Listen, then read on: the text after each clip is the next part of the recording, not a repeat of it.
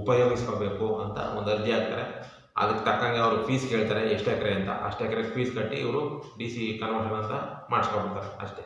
ಅದು ಮಾಡಿ ಇವರು ಸೈಟ್ಗಳು ಮಾಡಿ ನಿಮಗೆ ಮಾರಿ ಟೋಪಿ ಹಾಕ್ಬಿಟ್ಟು ದುಡ್ಡು ಎತ್ಕೊ ಹೋಗ್ತಾ ಇರ್ತಾರೆ ಅಷ್ಟೇ. ಬಟ್ ಇಲ್ಲಿ ಏನೇನು ಮಾಡಬೇಕು ಅಂದರೆ ಡಿ ಸಿ ಕನ್ವರ್ಟ್ ಮಾಡಬೇಕು, ಅದು ಓಕೆ, ಅದು ಕರೆಕ್ಟೇ.